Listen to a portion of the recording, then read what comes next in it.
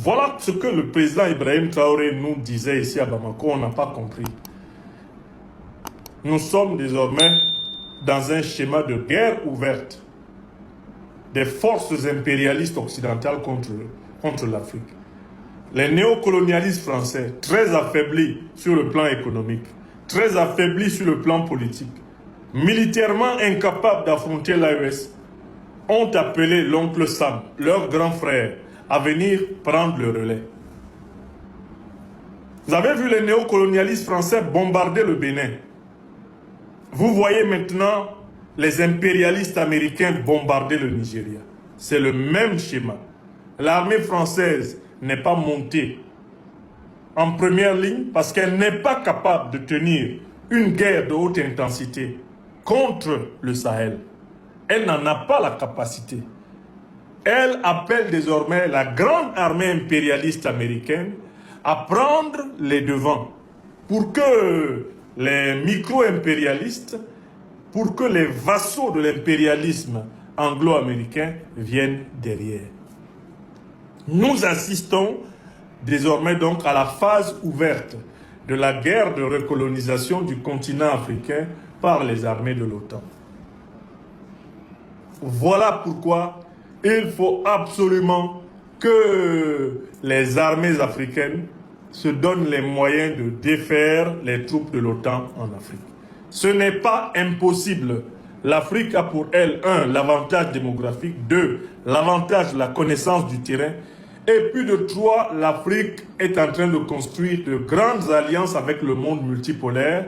Elle peut et elle détient d'ores et déjà une haute technologie de combat de libération militaire. Il ne faut pas hésiter à leur montrer que s'ils veulent éradiquer les Africains ne se laisseront point faire.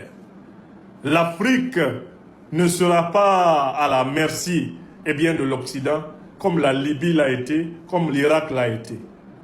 Il faut renforcer le dispositif car ils vont attaquer. Ils vont chercher à bombarder Bamako. Ils vont chercher à bombarder Ouagadougou. Ils vont chercher à bombarder Niamey. Les bateaux de guerre américains qui ont tiré sur le nord du Nigeria sont tout à fait capables de tirer sur la capitale nigérienne. J'espère que vous savez que la capitale nigérienne se trouve au nord dans la région juste après le nord du Nigeria. Niamey est au sud du Niger, c'est-à-dire proche du nord du Nigeria. Les bombardements à la frontière entre le Nigeria et le Niger sont des provocations américaines contre le Niger et contre l'AES. Il s'agit en réalité de menaces d'agression. Il s'agit d'une progression, d'une gradation dans l'agression contre l'Afrique. On commettrait une erreur de ne pas avoir compris le message de Trump. Il vise les États souverainistes panafricanistes du Sahel. Les autres sont a priori soumis. Les valets qui sont à la tête du Cameroun avec Biya Paul, les valets qui sont à la tête du Nigeria avec Tinubu, les valets qui sont à la tête du Bénin avec Talon, les valets absolus qui sont à la tête de la Côte d'Ivoire avec Ouattara Draman, ou du Sénégal avec Bassirou Diomaye Diakhar Faye, eux, ils accepteront les 4 volontés. Ils accepteront tout naturellement les 4 volontés de Donald Trump. Parce qu'il est le patron du bloc impérialiste américain. Il est le patron du bloc impérialiste occidental. Ses caprices sont des ordres pour les vassaux africains. Mais alors, la question qui se pose, c'est avons-nous compris que Trump ne sera arrêté que par une force supérieure? L'Amérique recule face à l'Iran parce que l'Iran a montré une force supérieure. Israël recule face à l'Iran parce que l'Iran a montré une force supérieure. L'Amérique n'ose pas attaquer la Corée du Nord parce que la Corée du Nord a montré une force supérieure.